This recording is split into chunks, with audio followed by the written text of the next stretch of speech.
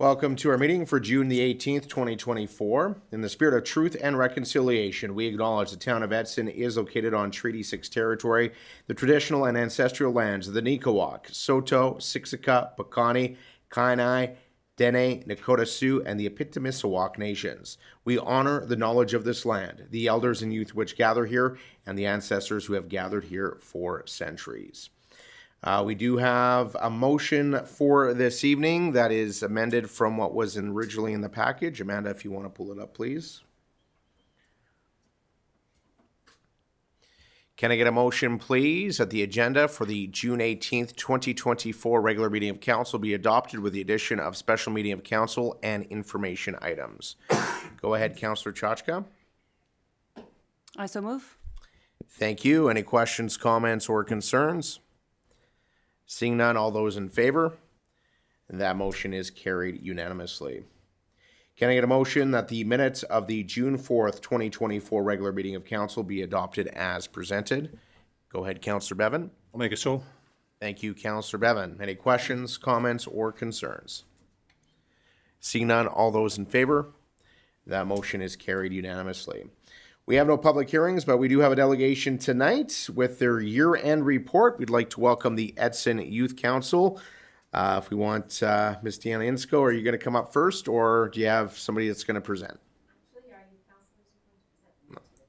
All right, come on up and introduce yourselves, as well as the rest of the Edson Youth Council that are here tonight.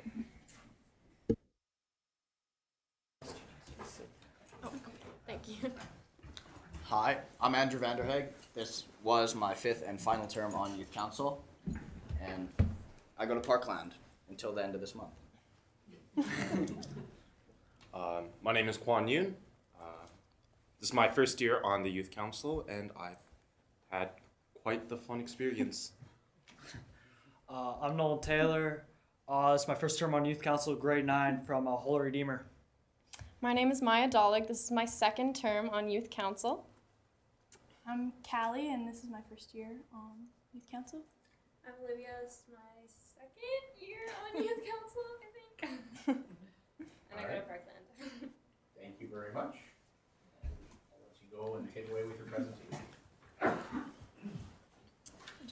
Okay, so we're gonna present our 2024 term of Edson Youth Council. Come here. Do you want to? Sure. This year marks the 6th term of the Edson Youth Council. As always, we have tried to bridge the gap between youth and the community by volunteering in important events in the community. We continue to launch projects that support both the youth and community. This year we took initiative and decided to focus on the unhoused population in Edson with an accent on youth. We represent the youth in the community and provide a fresh perspective on relevant issues and topics. So as Callie already mentioned, our focus this year was on the unhoused in Edson with the accent on youth. So our initial idea was to kind of prevent homelessness before it is happening, like within the youth. So trying to give like preventative opportunities and education to the public. So that's what this poster is about. We presented it at the trade show this year and educated the public on the kind of services that are available for the unhoused in Edson.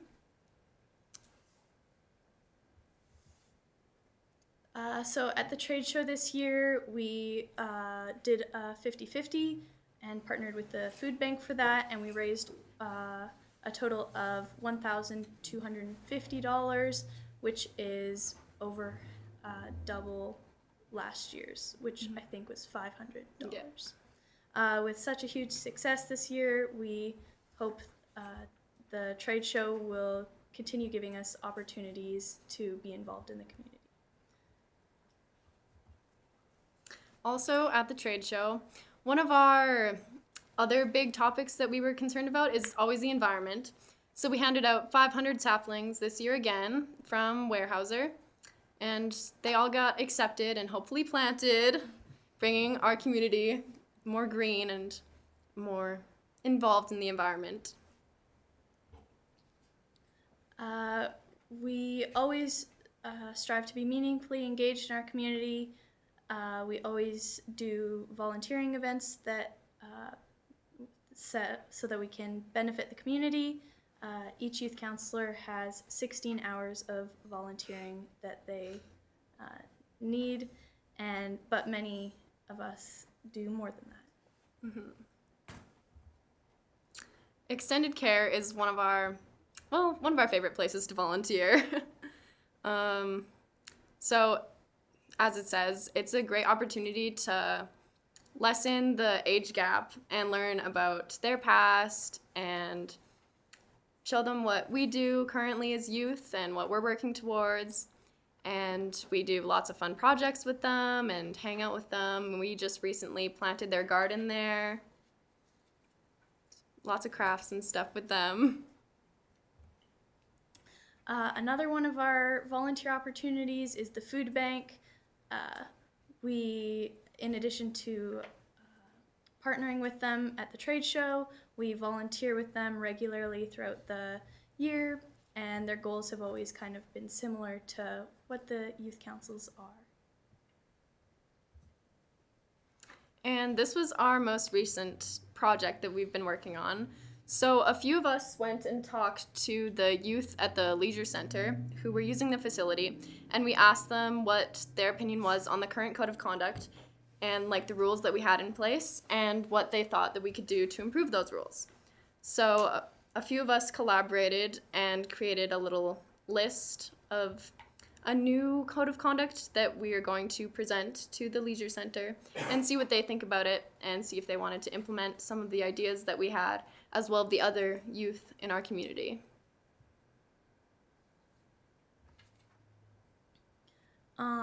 Post-secondary is always encouraged by the youth council, and the bursary is fuel for that, and we hope to inspire future youth and extend our efforts to support and benefit the community. Any questions? Well, thank you very much for your presentation and all of Youth Council for your unbelievable contributions this past year, volunteering everywhere. Seems like every event I went to, you guys were at. So we really appreciate that and the contributions and feedback that you've given to council as well. So council, open the floor to questions to our youth counselors here today. Go ahead, Councillor Moore. Yes, through the chair. Congratulations on all your feats this year and in the past. Tell me, what are some ways to bridge the various generation gaps that you found when you were doing this? Through the chair, within the long-term care, just going and visiting them and doing things with them and the crafts and stuff, and again, like talking about what we do in the past and also learning about them is super important. So we had lots of like questionnaire activities, and then the residents there would tell us like things that they used to do in the past and then compared them to what we do now, such as like our Easter traditions and stuff like that.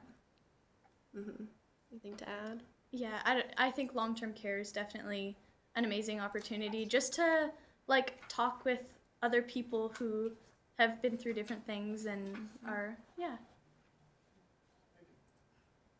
Thank you. Councillor Chenard. Through the chair to Youth Council, I was quite pleased when I heard you guys were doing that, preventing the youth from becoming homeless. Can you just give me one idea that you guys come up with, like one thought, and please pass it on to upper government as well. So earlier in the year, we discussed having a kind of like group where these youth could come and talk to each other about like past experiences that they have had and have been struggling with some kind of person that can kind of give them advice on where to go in the future if they need that, but mostly having the connection with each other so that they know there's other people out there that are also going through the same thing and it can be prevented, and how they can help themselves in the future. All right, council, any further questions? Well, if council does have any further questions, thank you very much for your presentation. Before I leave you, I asked every youth council that comes here this important question. and this is for everybody, including those in the audience. Well, if there's one thing that you've learned or gained from being on youth council, what would that be? Yeah, through the chair to council, I've just learned things like about the community and how everything runs a little bit. I love the volunteering portion of youth council. I think that's a wonderful opportunity that not everyone gets. And some of the experiences are really eye-opening. So I just really love learning new things through the youth council. I really enjoyed learning the processes that it takes to create certain events and the stuff that town council does to really create things, and it makes me appreciate the work that goes into things a lot more. So that's neat to learn about. Through the chair, through the chair, one of the best lessons I believe I've learned through my years in youth council would be how to run a meeting. And other than that, there's also examples, like they said, with volunteer work that I think is really great to really involve in the community and to provide a perspective for youth that don't talk as much too. And I feel like that's the most important lesson that I've learned and the most important thing that I stand for. Yeah, I've learned how many events need volunteering and how it's super easy. If you want to volunteer, how you can just basically volunteer anywhere and they'd be willing to take you, and it's awesome. So, I learned, everyone on the Facebook Rant and Rave page all says, oh, we don't have anything to do in town. And I'm now that I'm on youth council, no, we do. Look at all these lists of volunteer events that you can even go volunteer at. You can go even just participate for yourself. And honestly, it really warms my heart to see that our town does that kind of stuff for us.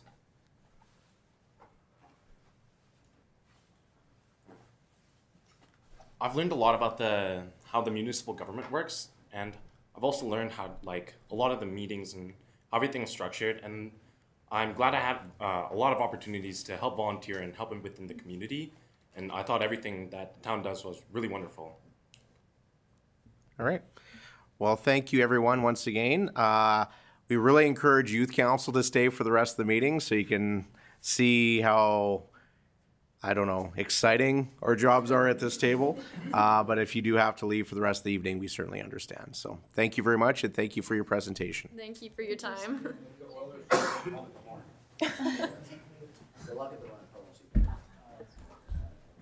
All right, we are now going to move over to reading of bylaws. Can I get a motion, please, that council give first reading to bylaw number 2302?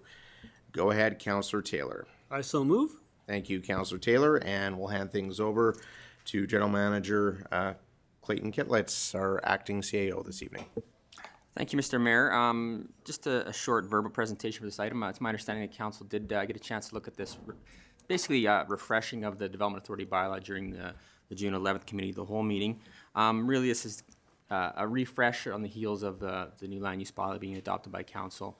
In this case, the revised bylaw clearly identifies some positions that are the Development Authority, whereas the previous one said the CAO, I guess it was town manager at that time, or their delegate. It's just a housekeeping refresh, Mr. Mayor, so we're hoping that council supports 3 readings of this refresh of this bylaw tonight. And I'm happy to answer any questions. All right, thank you, Mr. Kittlitz. Council, do you have any questions, comments, or concerns? Seeing none, I will call the question. All those in favor? That motion is carried unanimously. Can I get a motion, please, that council give second reading to bylaw number 2302? Go ahead, Councillor Chenard. I'll make the second reading. You'll make the motion? I'll make the motion. Thank you. Questions, comments, or concerns? Seeing none, all those in favor? Motion carried. Can I get a motion that bylaw number 2302 be placed for third reading? Go ahead, Councillor Pisichny. I'll move for placement. Thank you. All those in favor? That motion is carried unanimously. And can I get a motion, please, that council give third reading to bylaw number 2302? Councillor Moore? I so move the third reading. Thank you. Council, any questions, comments, or concerns? Seeing none, all those in favor? That motion is carried unanimously. Can I get a motion that council give first reading to bylaw number 2303? Go ahead, Councillor Taylor. I so move. Thank you. Go ahead, Mr. Kitlitz. Thank you once again, Mr. Mayor. Unlike the Development Authority bylaw, the Subdivision Authority bylaw proposes a bit of a change of protocol, I guess, when it comes to subdivision approvals. The current bylaw has members of council who do not sit on the Subdivision or Development Appeal Board as the subdivision authority, with exceptions for the CAO to also administer approvals on what's characterized as more simple subdivision applications. We've taken a bit of a different approach with the proposed bylaw in that removing council from the decision authority on subdivisions and moving it to the CAO or their delegate. This is pretty common in most municipalities. I think early on when the Municipal Government Act was first brought into play in 1995, a lot of municipalities had councils or portions of councils as authorities, or a mix of councils and members of the public at large. But over time, I think they've sort of migrated to the model that we're proposing here. One thing I wanted to bring to council's attention, I guess to support this, the other thing to support this is subdivisions, according to what's defined in the Act, must conform with the subdivision regulations of the Act, with any statutory plans adopted by council, so MDPs, area structure plans, area development plans, as well as a land use bylaw. So it sort of supports the idea that if council's already adopted these higher level planning documents, as long as the subdivision conforms with these bylaws and policy documents, that for the most part they can be handled administratively quite efficiently and easily. I want to bring attention though to an error interpretation. So in the RFD that I produced, it talks about the council being remaining an appeal authority. That's been misinterpreted by me. Is my misinterpretation of the Act. That would only apply if council delegated the subdivision authority to an outside party. For example, if it was a member of community at large, let's say there was 5 or 6 members of the community at large over the authority, or maybe a private planning commission was the subdivision authority. In that case, council could act as an appeal authority. What I misinterpreted is it says if as long as it's not council, members of council, a designated authority or a municipal planning commission. The CAO is a designated authority, so that really wouldn't apply. So my apologies for that misinterpretation. If that makes council uncomfortable with the way this bylaw is proposed, I guess what I suggest an alternate approach, which I've used or had as part of subdivision authority bylaws that I've had council adopt in other municipalities, is that if the parcel being subdivided is within a defined area of an area structure plan or an area development plan adopted by council, the CAO can be the authority or their designate. If it happens to be outside, so if it's an area of the town that hasn't been covered under an area structure plan or any one of those other statutory planning documents, then you could defer it to council. So that would mean really it's the MDP and the land use bylaw are the only governing documents. In that case, you could refer the application to council. But having said all that, that's an option that the council consider based on the new information I just shared. But I think from my point, I think the bylaw that we prepared for council is supportable, and we recommend that council give it 3 readings. Right, thank you. Council, any questions, comments, or concerns? Councillor Trashka.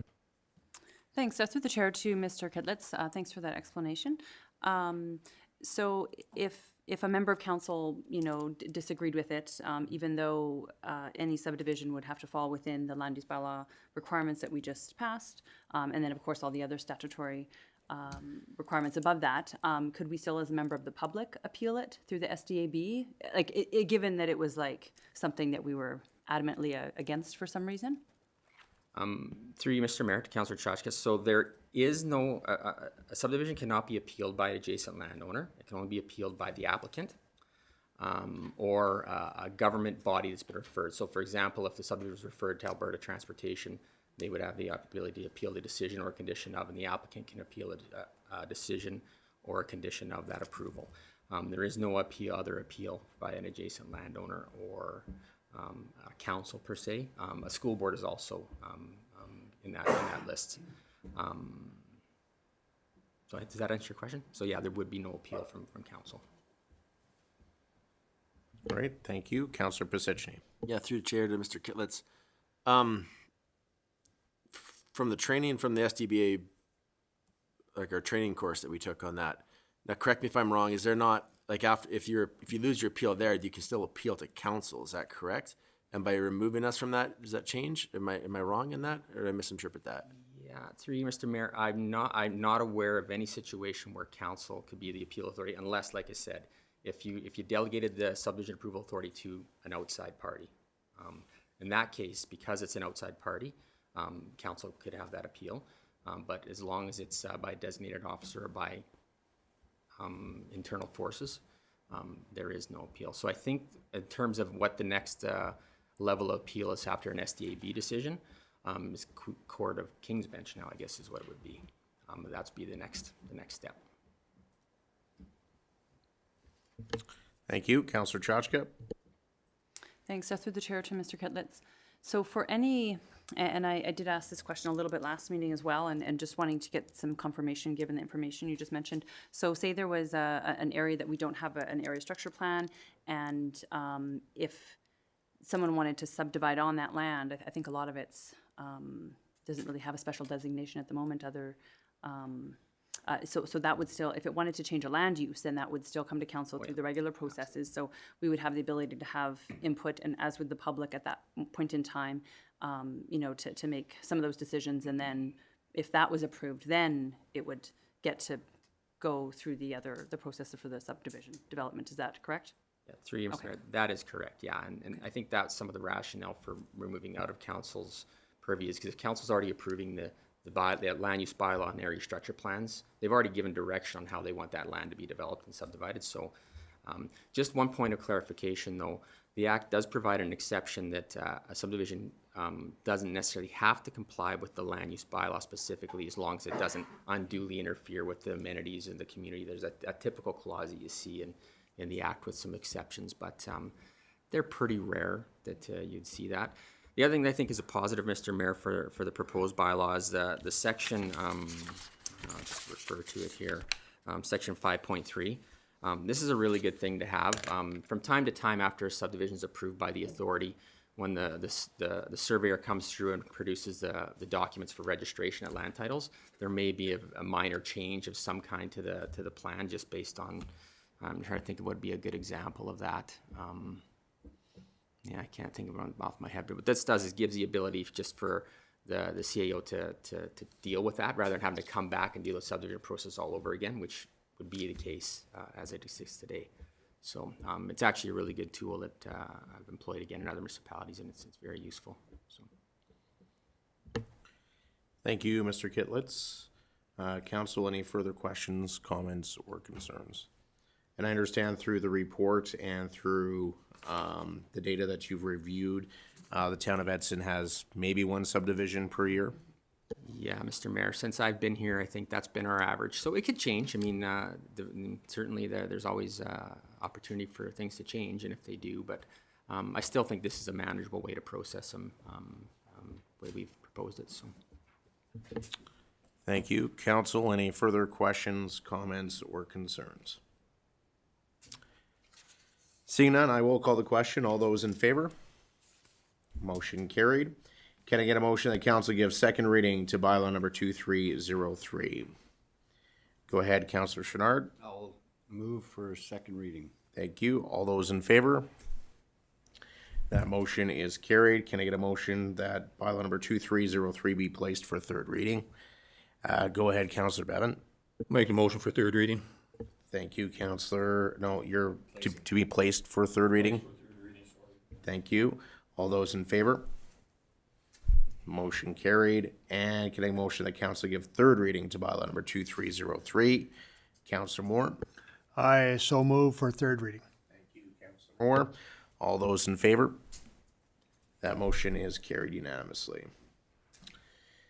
Thank you very much. Can I get a motion that council give first reading to bylaw number 2304? Go ahead, Councillor Taylor. I so move. Thank you. And we have Morgan Roberts that is presenting on this evening, our Economic Development Officer. Go ahead, Morgan.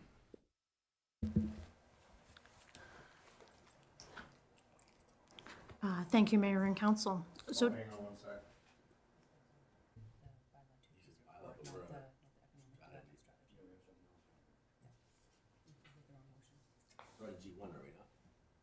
No, we're on F3.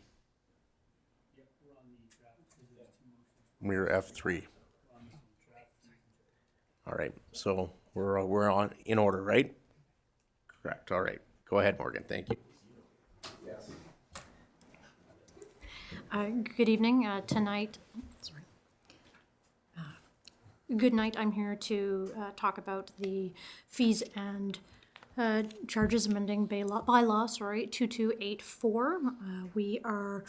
Administration is looking to update and amend the fees and charges bylaw to reflect the potential of the application fees associated with the Rural Renewal Stream program. The Rural Renewal Stream program addresses the current labor needs and skill shortages in rural Alberta communities and helps newcomers settle into the community. There is an active application made by the town of Edson to the province of Alberta.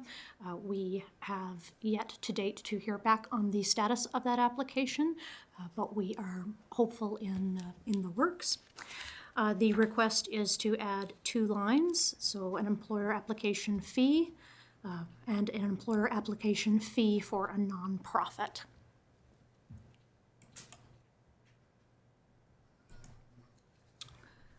The employer application fee is listed at $500 and would be effective immediately, and the nonprofit rate of that fee would be $250.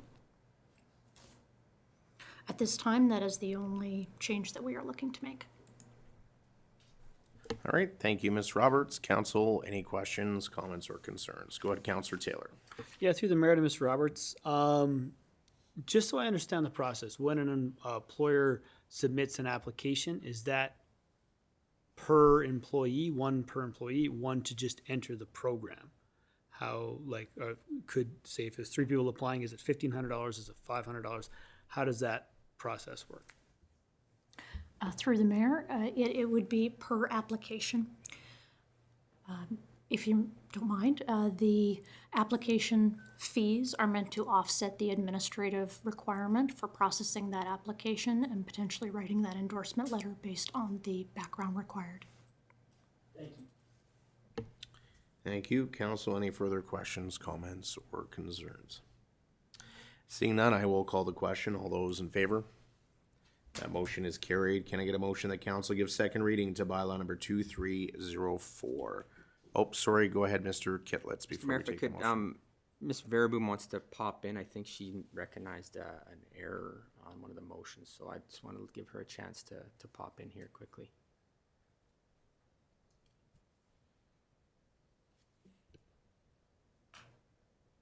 Go ahead, Ms. Verboom. Good evening. Good evening. Through the chair to all of council, I'm sorry, I just recognized an error in the motions. I'm going to share my screen. The bylaw number is 2284, not 2204. So I'm just going to share my screen with the motions.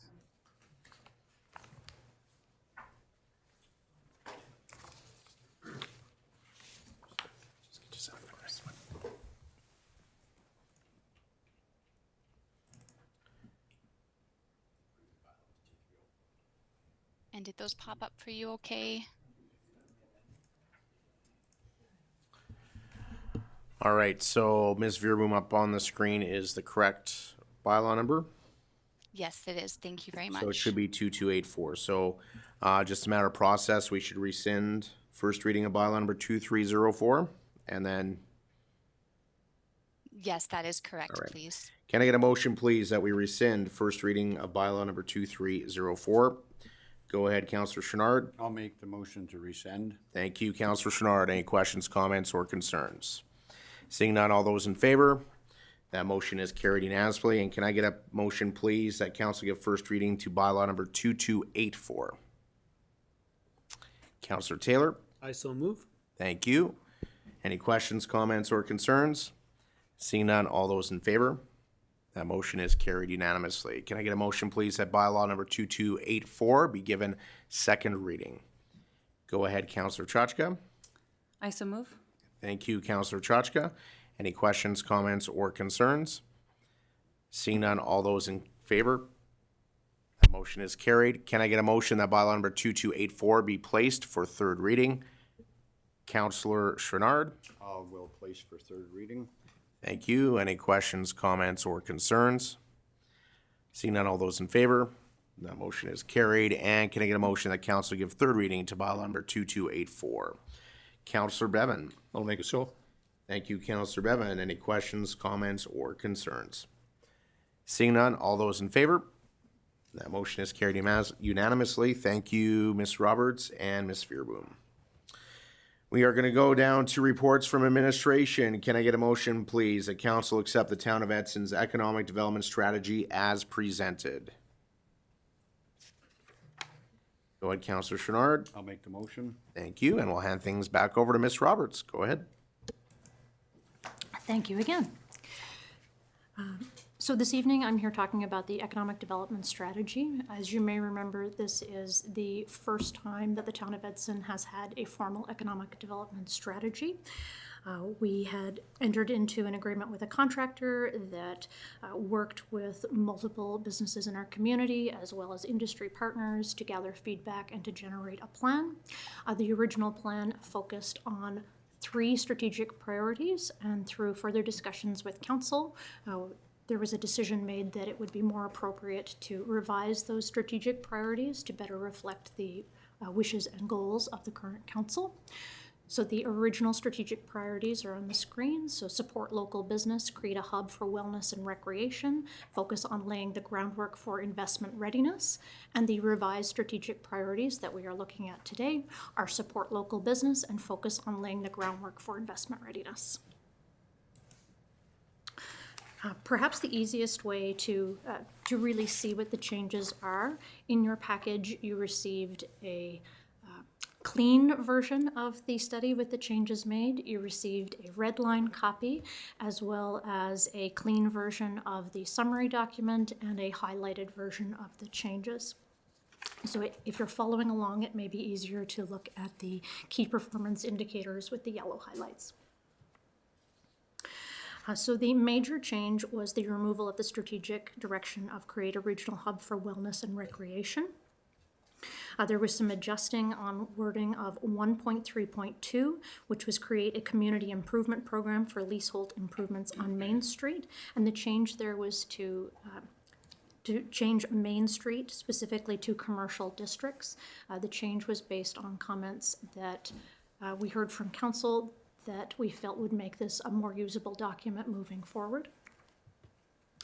We had the removal of 2.1.1 was to develop a strategy to become a rural wellness hub.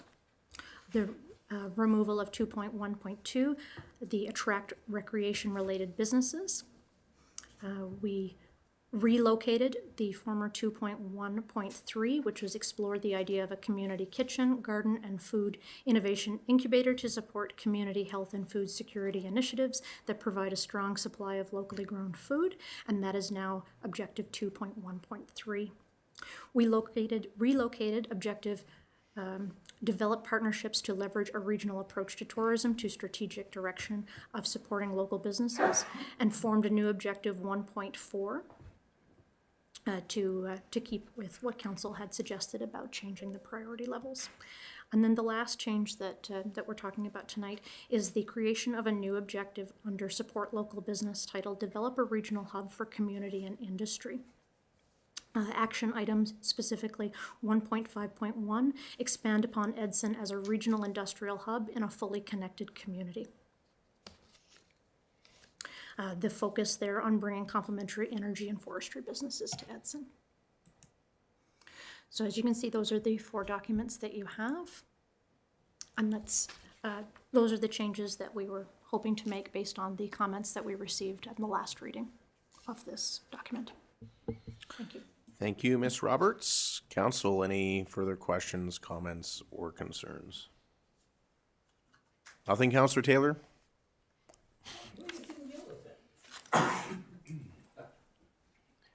All right, well, thank you very much for your presentation and incorporating the changes that was discussed at Committee of the Whole. I believe we've discussed this enough. Council, I will call the question. All those in favor? That motion is carried unanimously. Thank you very much. Thank you. Can I get a motion, please, that council accept the 2023-2024 snow and ice control update as information? Go ahead, Councillor Moore. I so move. Thank you, Councillor Moore, and we will welcome Mr. Ryan O'Sullivan, our Transportation and Parks Manager, who will present on this evening.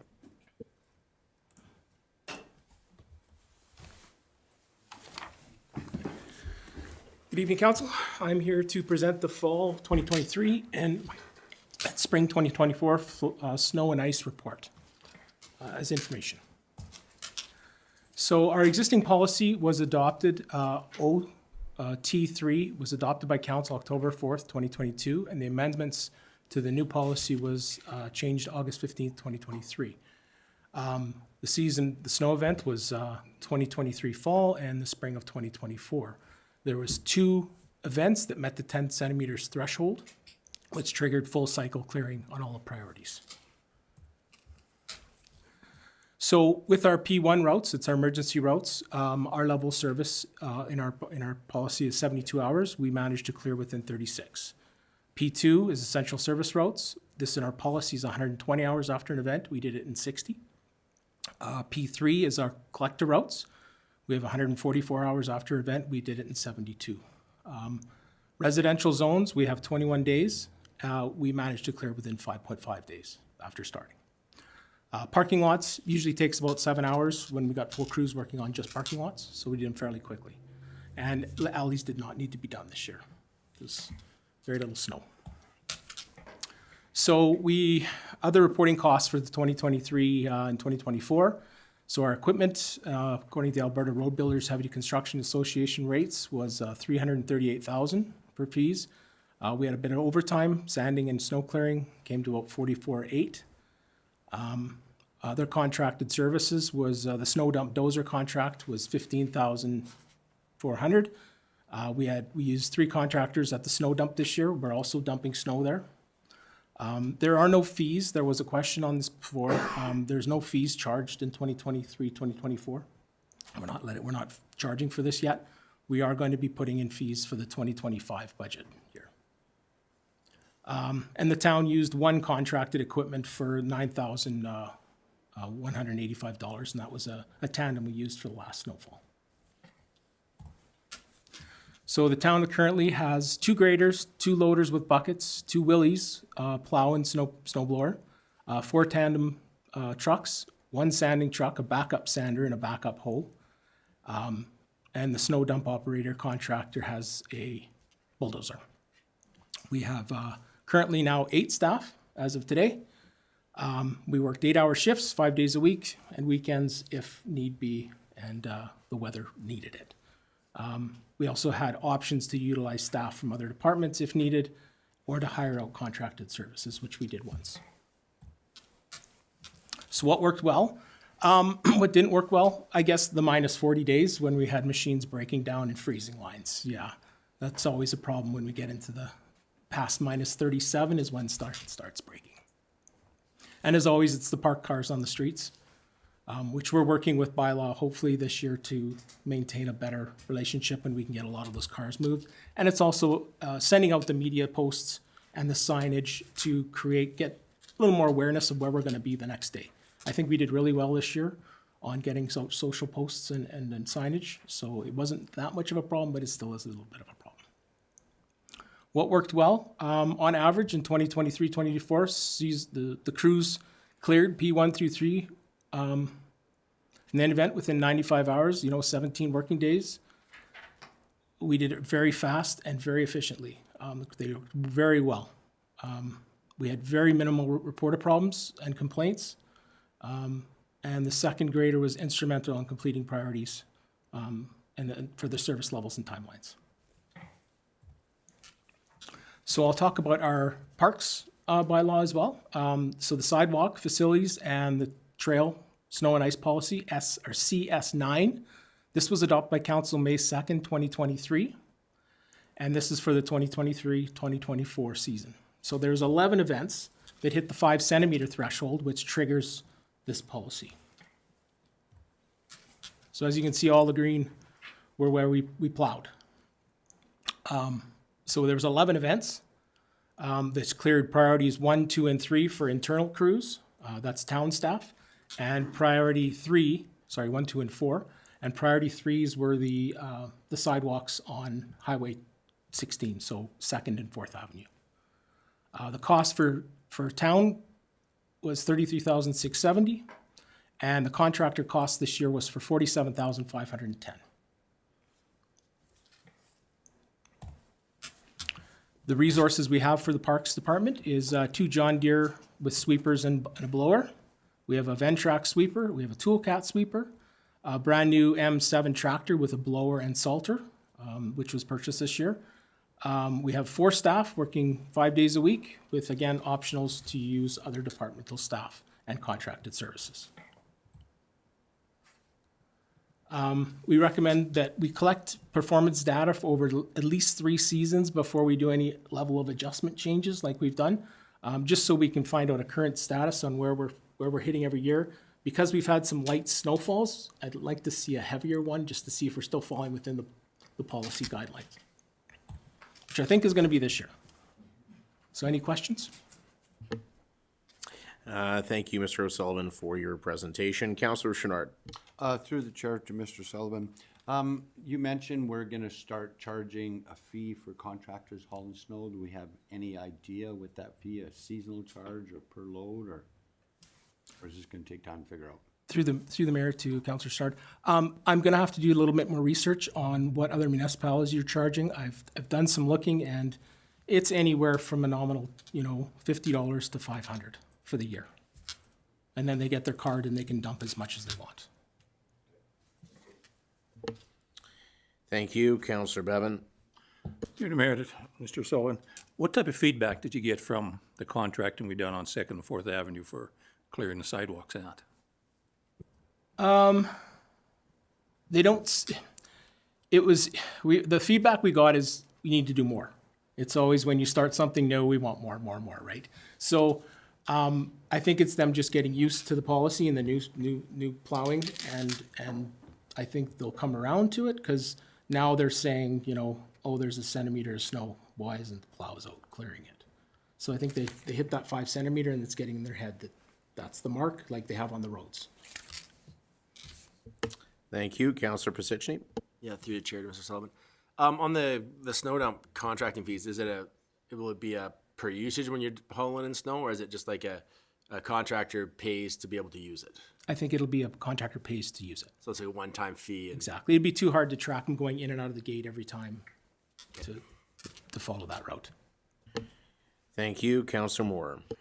Through the chair to Mr. O'Sullivan.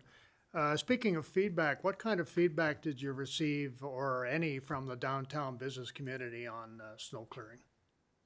Through the mayor to Councillor Moore, I didn't receive any feedback. Thank which you. is always no news is good news. Councillor Taylor. Yeah, through the mayor, Mr. Sullivan. Thanks for bringing the report back to us and for the successful year. I agree, you had a pretty easy kind of fall, so we'll see how this next year, and I'm excited to see sort of more in action. And the other, just a comment is that thank you for adapting. There were, I know, a concern about the guys wanting to start maybe 6 a.m., but the sign says 7, right? And just adjusting those signs, and certainly there were residents that were sort of upset by that you're starting past the sign, but you made adjustments, so you changed the sign, and certainly it worked out really well, I think. Just notification, again, getting those cars moved out makes your guys' lives a lot easier. So thanks for making those adjustments through the year. Thank you, Councillor Chenard. Through the chair to Mr. O'Sullivan. Where we commented the back alleys, but I mean, this year was not much snow, but where we looked at some of the business down core, do we have any problems with them? Like at Sobeys and other ones where the back alley is kind of their main transport area? Do we have any comments, positive, negative from that this year? Through the mayor to Councillor Chenard, no real comments. I think when the trucks start coming through there, they just pack all the snow down, and it just keeps getting pushed off to the side, and it just creates its own alleyway. If businesses are needing laneways to be done, we do take care of it. We've never really had anybody call. We've had one, I believe, last year The Husky asked to have his cleared, and we cleared it very quickly, and that was it. Yeah, it's on a a call basis. So. Thank you, Councillor Bevan. Through the mayor there, Mr. Sullivan. Just on the grading of, the 2nd and 4th Avenue, did you get any feedback from the contractor what they would like to see them do differently, or the town would like them to see differently throughout the year? Through the mayor to Councillor Bevan, no, I honestly didn't get any feedback from the contractor. I just wondered if they thought it was good or bad. I think it's being the first year brought in. I think we'll have more feedback this year for its second year. Whether we choose to use this contractor or to another, we've put in an optional extension with his bid. So we'll have to see where it goes. At this stage, we had no issues with the contractor, so we'll probably be extending it. Thank you. Any other questions, Councillor Chachka? Thanks. Through the chair to Mr. O'Sullivan. Thanks for bringing this back. It's good to see this in June, although I think it did snow in Alberta today. My question is just regarding the ice controlling to be performed when necessary. So if there is an area that people are kind of struggling with, and maybe they go through the report a problem app or something, you guys might be able to address that if time, and staff availability warranted, kind of addressing specific areas. Through the mayor to Councillor Checha, absolutely. We work heavily off report a problem, and if an area needs to be addressed, it gets addressed immediately. Yep. Thank you. Any other further questions, comments, or concerns? Likewise, with some of the comments here, the feedback that I did receive when there was an issue, crews were pretty quick to address those, mostly to do with this past season had to do with ice control more than anything. I think the numbers that we've seen presented today look good, but it was not our typical winter. So something that we need to keep in mind. I'm excited to see our new blower. Nice to see our new grader out there. But I do have a concern, and I guess this will be maybe a further discussion as we go forward, is the amount of time the blower actually is sitting when we're clearing residential neighborhoods, especially on the eastern end of town, or if they're up in Tiffin. The turnaround time for the trucks is often greater than the trucks that are getting filled. So, I guess my feedback to you or question to you is, should we be using contracted services a bit more when it comes to residential clearing? It just seems silly for me to have a blower sitting there for 15, 20 minutes while the trucks are turning around.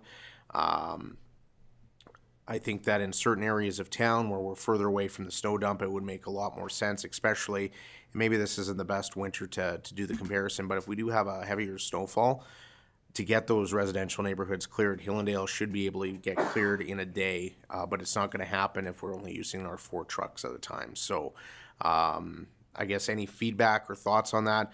I can only speak for myself around this table. If you need to use contracted services, I'll give you the budget to use contracted services. Snow removal is the #1 front-facing service that our public wants.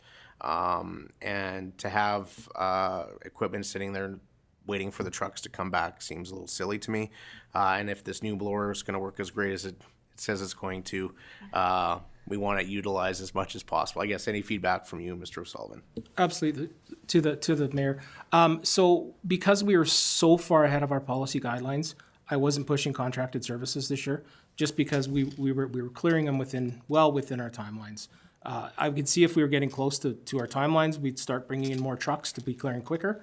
But just because we were clearing so fast, I didn't think the need for it to be there. Yes, we're gonna have machinery sitting there because we have to drive so far to the snow dump and so far back, hitting stop signs, hitting traffic, school zones, all sorts of things, right? It's just, I didn't feel that we needed it at the time because we were still well within our policy guidelines. Okay, I think that's a fair enough reason not to, if we are in that case. Every winter is a little bit different, and I'm very much about being proactive. So if we know we're going to have a heavy snowfall coming forward, that at least my feedback to you and to our crews is, I'm not worried about that. I'd rather have us working as efficiently as possible and getting those streets cleared as quickly as we can, than to run in a situation that now we're 3-4 days behind of where we should be, right? So, Yeah. And we did a tester. We brought in an extra truck and yeah, it seemed to work a little well. So it was a kind of a feel out. yeah. Because I have a feeling we're getting a lot of snow this year. Yeah. And just to follow up, I don't know if you have any information on the turnaround time for a truck hauling between Hillendale and the snow dump. That one comes to mind because I know I see the blower sitting there quite often when we're waiting. Yeah, it's anywhere from 12 to 17 minutes, depending on school zones, traffic. Okay, sounds good. Councillor Pisichny. Yeah, through the chair to Mr. O'Sullivan. Maybe to echo what the mayor said, there was a time when every gravel truck operator in the community relied on the snow contracts to get it through the winters, and we are going to have more snow this winter, and last winter was an abnormal winter for Edson. So I echo what he says in bringing in contractors and being as efficient as possible, because the people that are in the neighborhood on the other side of town that don't have the blower in it are just mad their street isn't cleared. And the people in the other neighborhood that the snow blower is not in are mad that the street's not being cleared. And then the third place are mad their street's not cleared. And then the ones who are in the neighborhood can't understand why the machine's just sitting there. So one of those things where it's a perception, and snow removal is I can touch it and feel it and see it and drive in it. So, if you smash the policy out of the park, we're okay with that.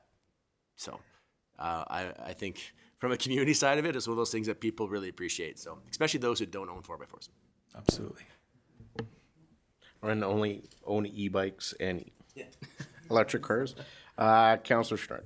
I'm going to echo, but I'm also going to compliment you on that because my same perception was why are we waiting? But I like what you said. We utilized our staff, and this year was really low. So I'm pretty sure you'll be planned up because they'll be almost right, but they haven't figured out who won the hockey game yet. So I think they're almost right, but I would believe that you do have standby trucks. So if we do get a big snowfall and we need them at that time, the big snowblower could probably keep up to a dozen or more trucks.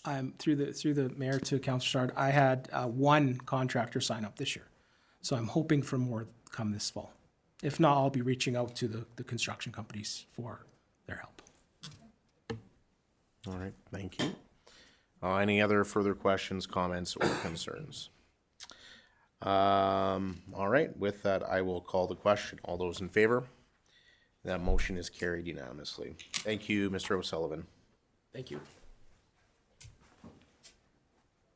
Can I get a motion, please, that council appoint Councillor Ed Moore as Deputy Mayor for the period of July 1st, 2024 to February 28th, 2025.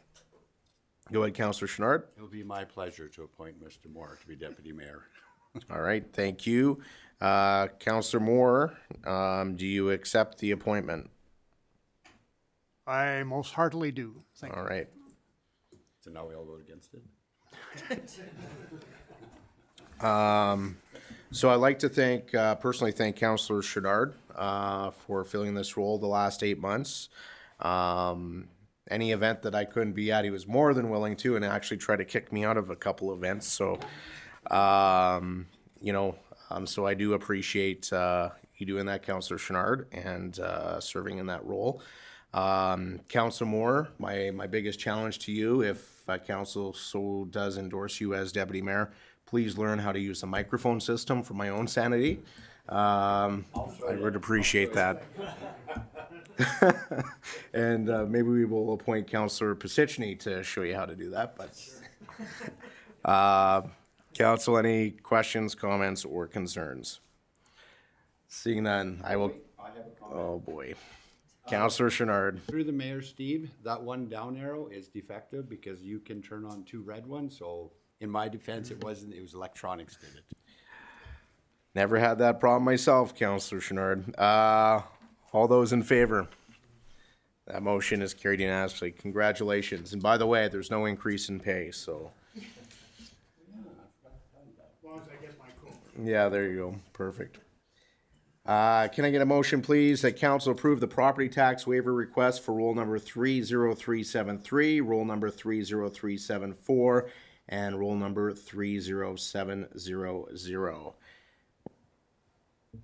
And Councillor Pisichny, I believe you're going to declare a conflict. Yeah, I'm going to declare a conflict of interest. One of the properties is a former employee and a personal acquaintance, and I don't think it'd be fair to make a decision on that. So I'm Okay. going to exit the room. All right, thank you, Councillor Pisichny.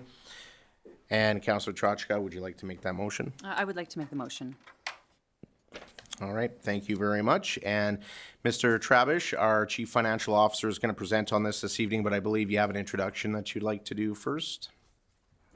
That is correct, Mr. Mayor. Thank you, and good evening, Council. It is my great pleasure to introduce to you tonight Mr. Tyler Goebel. Tyler, if you want to just say hello. Tyler is new to our team. We've contracted him up till early August to help out with a number of things that we are behind on, namely our annual audited financial statements. So we are having Tyler attend tonight so he can get a little bit more experience about the municipal government system, and he has been a tremendous help so far in our department. So I just wanted to introduce him. Thank you. He's also an Oilers fan.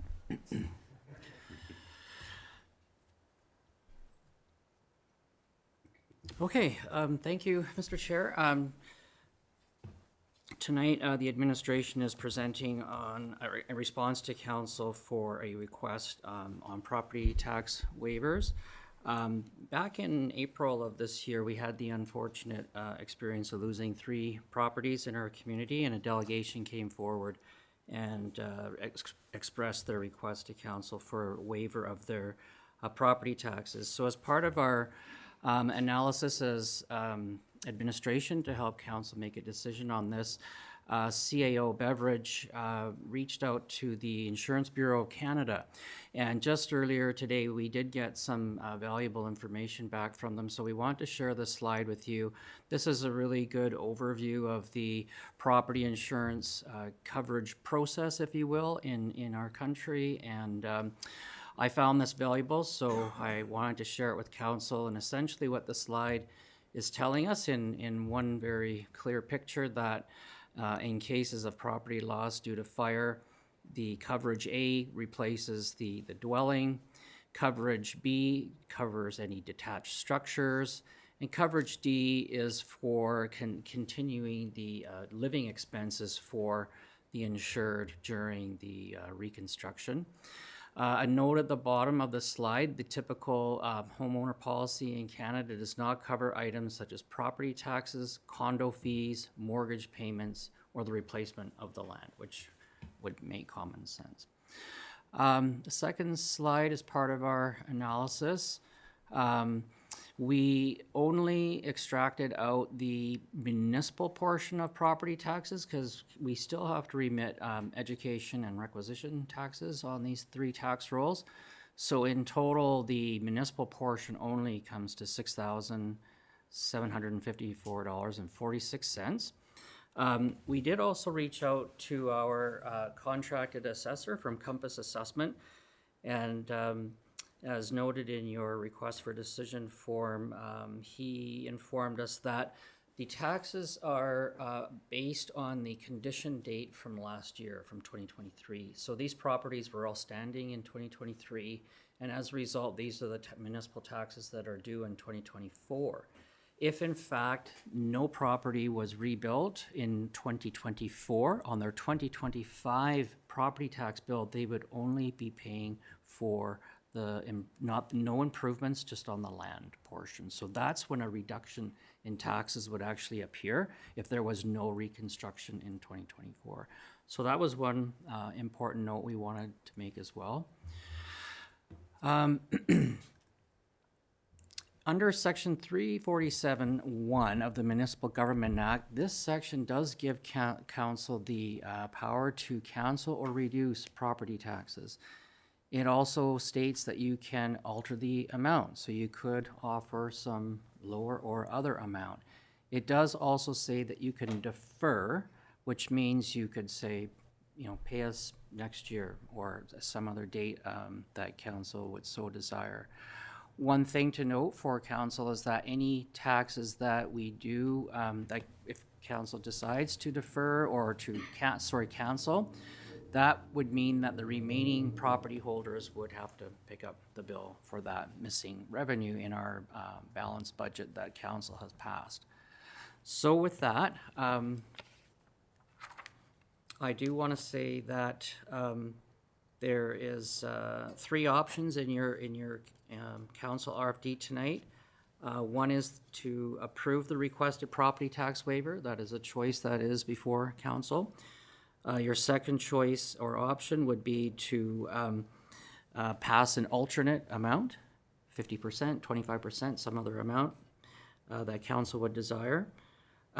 Or you can deny the request and vote accordingly in that regard. And as the administration, we would recommend that council move on that third option. And with that, that concludes my presentation, and I will pass it back to the chair for any questions. All right, so just to be clear, the motion on the table reads that we approve the property tax waiver request. However, the recommendation by administration is that we deny the request. That is correct, Mr. Trabish? That is correct, Mr. Mayor. All right, thank you, council. I will open the floor to questions, comments, or concerns. Go ahead, Councillor Chenard. Okay, so the motion on the floor is to accept it. I will be voting against it. With the insurance, so I did, like the other one, did my research, went to my insurance company just to make sure I had proper insurance, and they explained to me that if your property does burn to the ground, you have a loss, they will move you and pay the rent on the other property. So, like I said, if you're going from a blue house to a green house, the only thing different, so therefore your taxes, payments and everything will still be payable to you, so you are not suffering a loss, you have nowhere to live. So it's equal to where you were. So I'm agreeing what the information we have, so I will be voting against giving them no taxes. Thank you, Councillor Taylor. Through the mayor to council and administration and anybody watching, first things I want to say is I certainly deeply sympathize with the 3 homeowners that lost their homes a few months ago. I can't imagine that occurring. I know that one of the homeowners lost animals, lost some pets. That's also devastating. And full disclosure, I mean, this was only 6 or 7 houses down just on my street. So certainly I know these individuals, and they're good people. The challenge I see, and it's presented in the RFD from administration, is the precedence that is set. And this is a request that, to my knowledge, has sort of never been asked of council before to sort of cancel or even defer taxes due to fire damage. And it is only $6,700. So obviously that's a lot to the homeowners and maybe not a lot to the town. However, sorry, can I pause you just for a second, Councillor Chenard? We have some voting on the screen that is incorrect. That's fine. I don't know why that's on there.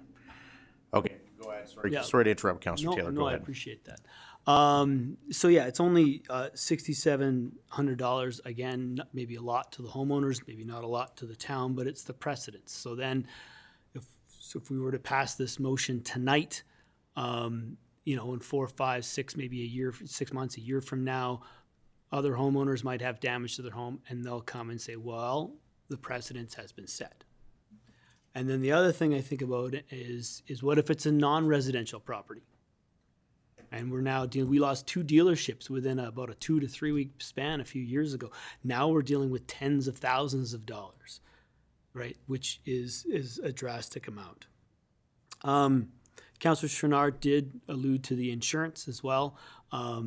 Obviously, insurance, general insurance policy covers your home, the contents inside, and does cover rental properties. Obviously, there are caps to that, and I understand that. And I certainly sympathize with anyone that has to go through that insurance process, but that is unfortunately outside the purview of council to deal with those types of things. So with that, I am going to be voting against this motion, and it is It is difficult because, again, this is a small town. This is people on my street. These are people that we know. But I also must think about the greater municipality in the future and the precedents that we might set. So I'll be voting against this motion. Thank you. Councillor Bevan. Through the chair to Michael there. He said last year we had our forest fires approaching our property and that. I phoned my insurance company and asked what would happen if I lost my home and everything else. I also asked about the additional living expenses. And they told me what I could do last year. So I phoned them again this year because I knew this was coming up and that. And they they told me that what I could use my additional living expenses on. And they told me that, through my insurance company anyway, I could pay my taxes on the additional living expenses. And I questioned them very vigorously on it half a dozen times to make sure that I heard them right, that if you have the additional living expenses, you could, at the end, pay your taxes of it. And they told me, yes, definitely you could. You keep everything that you are paying out. And I asked them if it was all insurance companies that had that policy, and they said pretty much all of them would do it in that. And I asked them what the price of the range was if you had additional living expenses, and they said it could range up to $400 and some thousand, $500 and some $1,000 that you could use to pay other costs in that day. So when they told me that, I thought, well, if that's the case, then I don't know if their insurance company will let them pay their taxes of it. But I know I checked on myself because the fire being so close to me out and that end there, I thought my property taxes are pretty high for what I got for land and everything else. So I just wanted to make that clear, but I will be voting against it also. Thank you. Councillor Chachka. Thanks through the chair to council and admin and those in the gallery. So I do have some agreements with the conversations in the room. My question to administration is, if we were to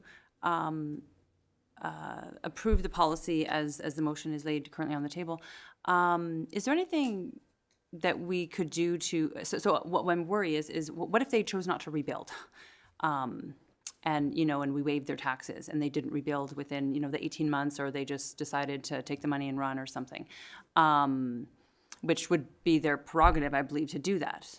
Maybe I'm not quite clear on insurance policies, but is there anything we could do to force them to rebuild at equal or more increased value? Through the chair to Councillor Chachka, I can't speak for insurance companies. They all have their own policies and they seem to vary, as we've heard earlier from Councillor Bevan. If they chose not to rebuild, that means their insurance companies paid them out the cash value versus rebuilding. Then it would be up to that homeowner to sell the lot, the vacant lot. Probably we would have something in our municipal bylaws that would say they'd have to remediate the lot to a sellable condition. Maybe Mr. Kitlitz could add to that if they have to do anything to the lot to, clean it or decontaminate it from the fire, make it sellable, and then it would be up to the next owner to rebuild according to the land use bylaw for that lot. If I could, Mr. Mayor, just to speak to that, typically what would happen is there'd be a demolition permit that eventually ought to come in for the cleanup of those sites and demolish of what's there, and then conditions of that permit would be to restore it, I guess. In terms of forcing a landowner to build, I'm not aware of anything we have in any of our bylaws that would trigger that. I don't think we have anything like that, so to my knowledge anyway, so I don't know that would come into play. Thank you, council. Any further questions, comments, or concerns? I live not too far away from this location. I still can't believe I slept through it all that night, but this was a tragic event in our community, and my heart hurts for those homeowners. I can't imagine going through what they went through, or anybody that loses their home. We often pay our insurance premiums, and when the disaster strikes, try to get payouts afterwards, and dealing with insurance, it's horrendous. And every insurance company is different. Everybody's insurance policy is different. And, you know, I certainly understand the points of view that have been communicated here this evening by my honorable colleagues. I will be voting in favor because I believe that we're elected. You know, we obviously have to ensure that we are looking at the municipality as a whole, not individuals. But that said, we also have a responsibility to, I believe, show some empathy to people in our community. Yes, we've had other fires in our community. I don't remember any requests coming to this council to waive taxes. And that might be because everybody's in a different situation, right? A non-residential property is a lot different depending on the business. Some businesses can absorb that. They may have other insurance available to them. These individuals, I don't think it's easy for them to come forward and make a request to ask for a waiver in property taxes. So I will be voting in favor of the waiver.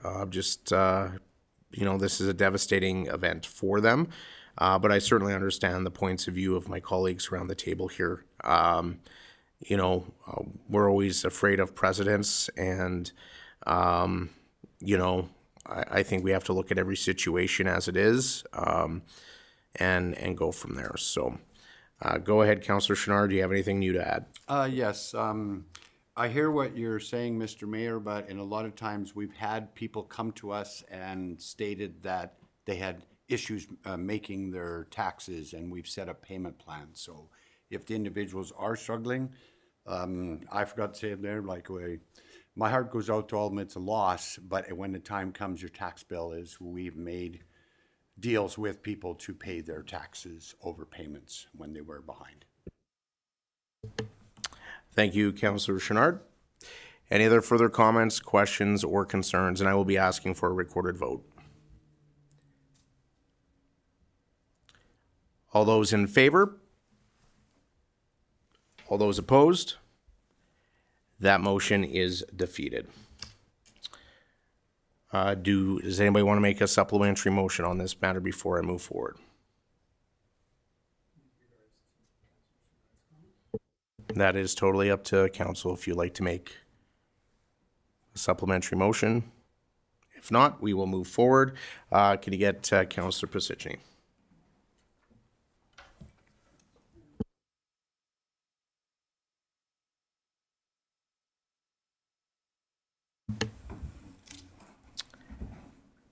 And we will move on to actually item G5, special meeting of council.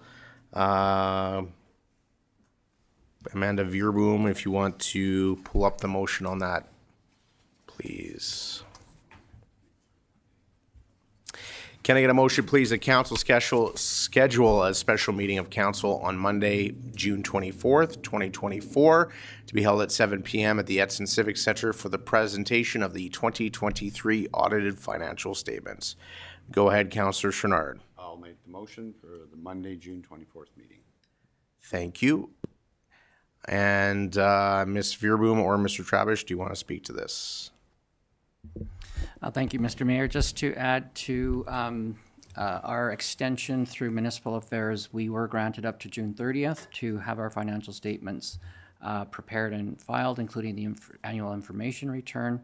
So this meeting will allow us to review, have our auditor here in person to present, and send the finalized financial statements to municipal affairs and move on to budget 2025. Thank you. Exciting few months for you, Mr. Travish. Council, any questions, comments, or concerns? I look forward to seeing the audited financial statements. With that, I will call the question. All those in favor? That motion is carried. Thank you. We are going to move on to information items. Can I get a motion, please, that council accept the June 18th information items as set out in attachments 1 to 2 for information? Go ahead, Councillor Moore. I so move.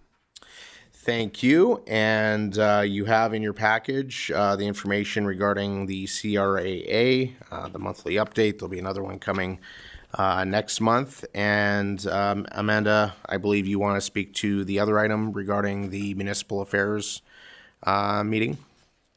Yes, thank you, Mr. Mayor. Through the chair to all of council, administration has received an invitation to submit requests to meet with the Honorable Rick McIver, the Minister of Municipal Affairs, at the Alberta Municipalities Fall 2024 Convention, which is scheduled for September 25th to 27th of 2024. I am seeking feedback from council on items that they may wish us to include in this report. I apologize, my voice is just breaking a little bit today. We are able to submit up to 3 discussion topics. Our last submission did include code of conduct bylaws and local government fiscal framework funding levels. If council wishes, we could submit similar, or if there's any feedback of additional items you might like to submit. Thank you, Ms. Veerboom. Councillor Chenard. Through the mayor to me, I'm not against this, but a lot of times all of council does not attend Alberta Muni. So I would, I've attended them and they were good. Is there any other way we can set up a meeting to them prior to the conference or after? Because I believe all of council should meet with the minister. Councillor Chenard, this is specific to Alberta Municipal Affairs request for meetings during the conference. Okay. We can always try to set up a meeting if we have something valuable to talk to the minister about. But this is the best way to meet with the minister. Okay, I went off topic a little bit there, but yes, I would look forward to meeting with him. So back to the topic at hand, what items would you like to discuss, council, with the Minister of Municipal Affairs? Code of conduct bylaws was something that we brought up last time through the recent passing of the legislation, Bill 20 Bill 20. There have been some changes that have been made to code of conduct, which has strengthened the ability to deal with code of conduct issues. And of course, we have the local government fiscal framework, and Alberta Communities has been advocating for more dollars in terms of capital projects. That's a pretty generic thing that all municipalities are lobbying for. Is there anything specific in regards to the town of Edson that you see needing to communicate to the Minister of Municipal Affairs? Largely, our advocacy on the provincial front as of late has been on healthcare and on Highway 16, which has nothing to do with Minister McIver. So, Councillor Pisichny, go ahead.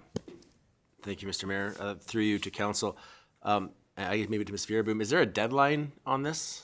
Is the first part of my question. Thank you through the chair to Councillor Pisichny. Yes, the deadline for submission is July the 12th. Okay, maybe for the council, I don't see value in our council meeting with him if we're doing the same ask that every other municipality is asking, which is generally handled through our Alberta municipalities. So I think if between now and July 12th, if council has any one-offs the municipal affair can help us with, because going in there and talking to the minister generally is very specific to your community, because we need more money is everybody's asked, and he only has so much money. So yes, I would say that Mr. McIver has been very helpful on a couple different files with us.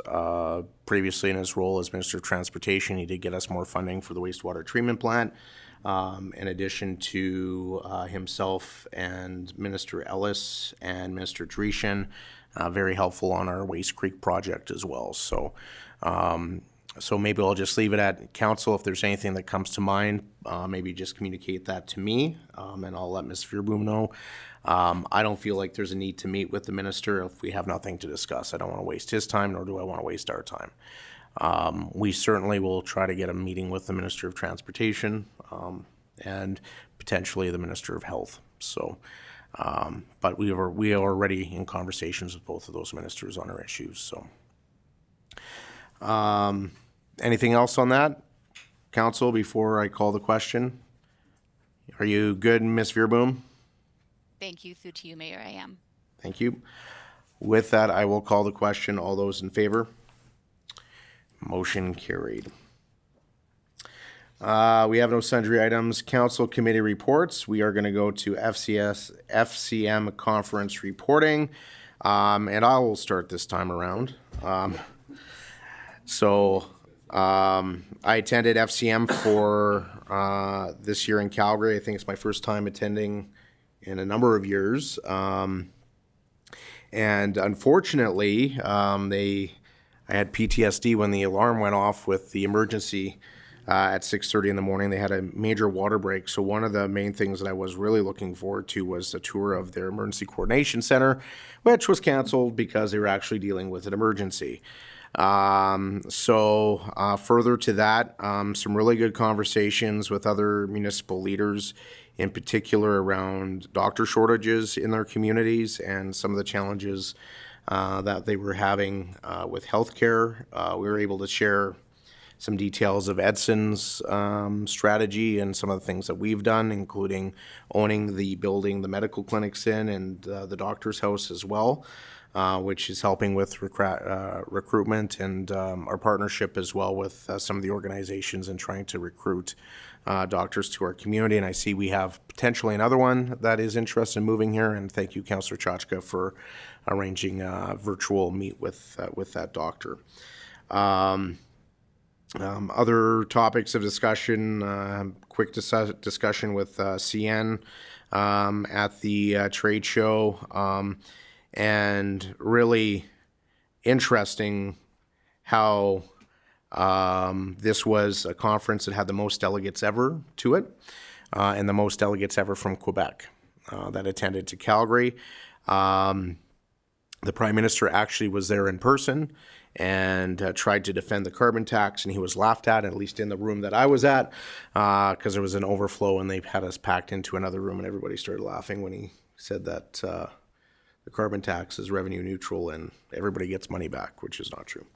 Another great conference, and continuing to lobby for more funds. Obviously challenges here in Alberta with the provincial government and the federal government at odds with how that money should flow. And that's a whole nother story for another time. So with that, we will move on to Councillor Pasichny. I will cue your mic. Yeah, thank you, Mr. Mayor. So I too was very excited to, my study tour was on the water treatment plant, which as well was canceled. So no water in it. So I missed out on that, unfortunately. I was quite looking forward to it, and all the SMs I attended, I haven't gone on a study tour of a water treatment plant. But interesting topics. Maybe I'm gonna feed off of your report. The Prime Minister he's for those who you see him in the news a lot, and there's a lot of ahs and ahs. But in our situation, they sit him down at a chair and they have a moderator, and people get to ask questions from the floor. And he's gotten craftier over the years with how he skews the truth. And I think the most interesting part was when he said that he was bragging about our GDP and that we have the most GDP per capita, which is true.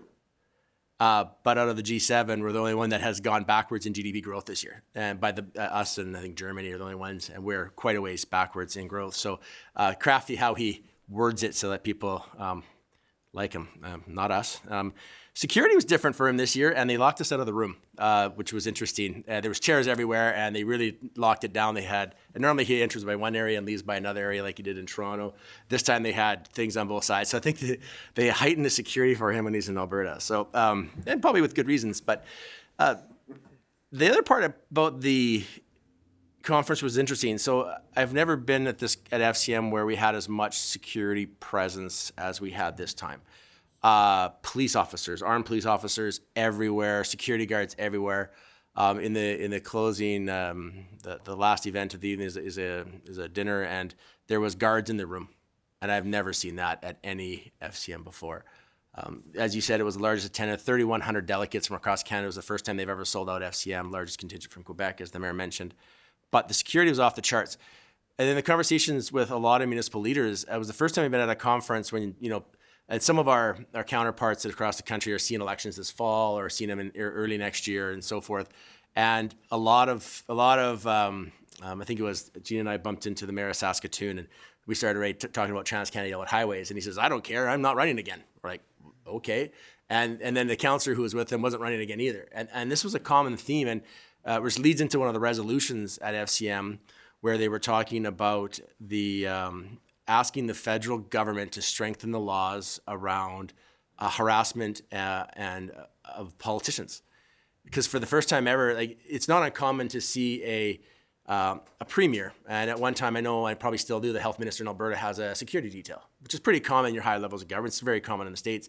Well, you know, after listening to Mayor Dondek, did I say it right? The mayor of Calgary speak, she should have a security detail. And so our resolution was heavily debated on this thing, and it was the resolution was debated from the municipal side of it because everybody wanted to add their acronyms and names and only wanted to have the to protect the groups, and then somebody passed a resolution or a motion to try and change the resolution to say protect everybody, but then it got railed back to about minorities and stuff. But so it was quite contested. But again, the vibe you got from other municipal leaders across the country, and I think and I don't think there was an area of the country that wasn't experiencing it, where municipal leaders and fear of not getting people to even run for municipal government because of the targeting and the tax they're taking from people publicly. So it was a very interesting part of the FCM that I hadn't seen before. It definitely wasn't like that in Toronto last year when we were there. You didn't have that vibe, but this year you had it. That was probably the biggest resolution coming out of there, and it was unique on that side. So other than that, the trade show was as big as ever, and a lot of interesting things out there. Some good conversations there. Trying to think what else I need to talk about. No, I'm just trying to think if I'm missing something. There's a few other resolutions that weren't as contentious as the other one. And you definitely get, and when you're at FCM, you definitely get the vibe of Alberta and the rest of the country. And, we actually, you talk about Minister McIver, but we did have a good chance to have a chat with him while we were there. And because he attends the conference on behalf of the province, so it's well attended, and it was a good conference. So. Thank you, Councillor Moore. Thank you very much. Yes, it was a great conference, and what I like best about it is the networking, of course, meeting people from all across Canada. I mean, from Newfoundland over to Vancouver Island. And what I've found, Canadians do have their differences, but when you go to this conference, you find out that basically all councils have the same problems. The homelessness, the mental health difficulties in the community, so many similarities. And I find that, in a way, I find that, very interesting. And in a way, we all have the same problems. Oh, and downloading from governments, of course, provincial governments and such. I had an interesting tour of Chinatown, which I found fantastic. Very well organized Chinatown in Calgary, and what I found, especially they're very kind to their seniors. They had 2 or 3 apartment blocks there for low income seniors, and it was very good to see. And a lot of history involved, of course, not always pleasant history when it comes to, the Chinese population from years ago. But I'll tell you, they do a lot for Calgary, and they should be certainly congratulated for that.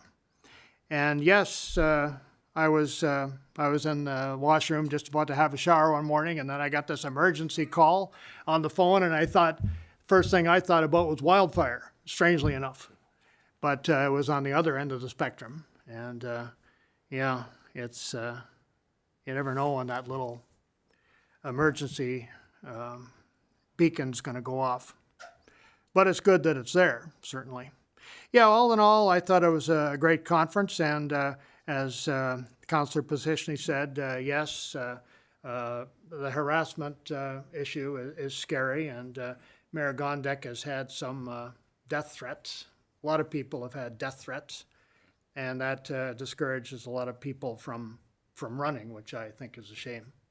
But anyway, overall, it was a good conference. I met lots of interesting people, and people I've met before at other conferences. So yes, very, very good meetings for sure. Thank you. Thank you, Councillor Moore and Councillor Chouinard. Well, now all you guys spoke, my comment is exactly, that was the most alarming where Councillor Prasicny, because I was talking to some of the officers and it was surprising the amount of security everywhere. But talking to like the mayor of Calgary, I spent some time with them the one evening with the mayor and about 5, 6 of her councillors, and like they said, you feel sorry for these people when they tell you these stories that happen, and you know, networking and like where Councillor Prasicny said, the mayor of Saskatoon, I ran across a lot of councillors in that, and they're coming up for election, and it's shocking the amount that said, I'm not putting up with this anymore. So that was, and so the networking, homelessness was the same problem. I'm virtually going to repeat everything they said. My alarm went off. I thought I forgot to shut my alarm and watching the news, and I couldn't figure out. My phone fell off the bed and couldn't figure out what it was. So I quickly had a shower in case it was the last one. So mine was the same as the rest. All right, And one more thing, Mr. Mayor. While I was at FCM, Oh, boy. I was at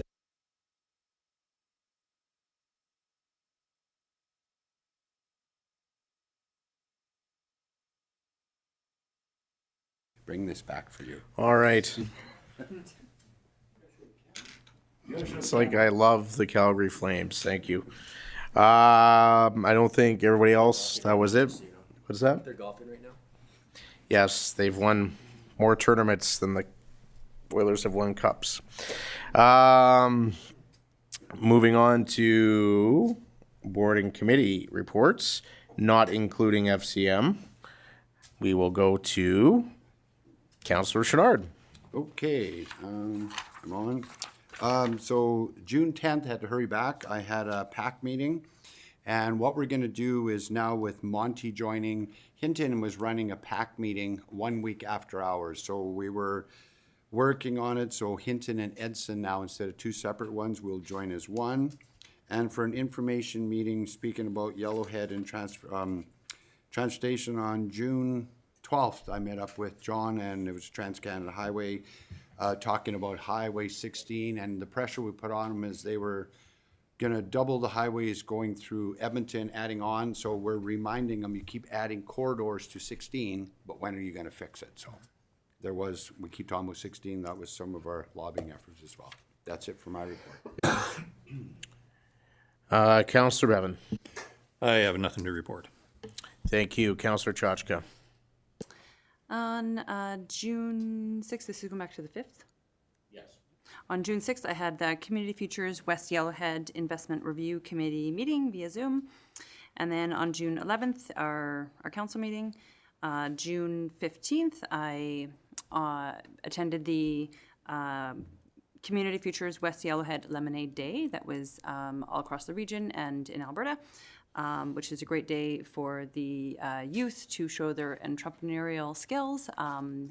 We had 9 different lemonade stands registered for Saturday, and they all went through the Lemonade University, so they learn how to manage their expenses and anticipate revenue and figure out what their margins are on each cup of lemonade, and managed to get my lemonade fill in for the year. It was, they have to say, the lemonade was very tasty this year. So I don't know what they did different, but it was really good. And we were able to hand out 3 different awards to 2 different stands this year. And just really proud of all the youth. They did a fabulous job at telling us all about their stand and what they had to do to get their stand in order. So it was, that was really good. And that's my report. Thank you. Councillor Taylor. On June 5th, I had a special library board meeting. On June 11th, we had a tour of the library, of the renovated library, and it looks absolutely fantastic. It's coming along, and we're set to open in mid-July. We don't have an official date yet, but the temporary library is now closed. But you can still contact the library if you're interested in getting books and things like that. So, look for mid-July for the library to reopen. Also on June 11th, I attended a homelessness task force meeting where they're still awaiting on their getting their society status. And then we discussed the warming center, which was good timing because we discussed that at the committee of the whole meeting last week. And then on June 11th, I attended the council committee of the whole meeting, and that's my report. Thank you. Councillor Moore. Thank you. Yes, June 11th, Committee of the Whole meeting. June 17th, I attended virtually the Yellowhead Library Board meeting from Spruce Grove. And yeah, and that's it for me. Thank you. Councillor Pisichny. Yeah. We already talked about FCMs. We attended FCM Committee of the Whole on the 11th. We had our final Chamber of Commerce Board meeting for the summer on the 12th. Happy to report Summer Festival's coming along. They're getting ready for that.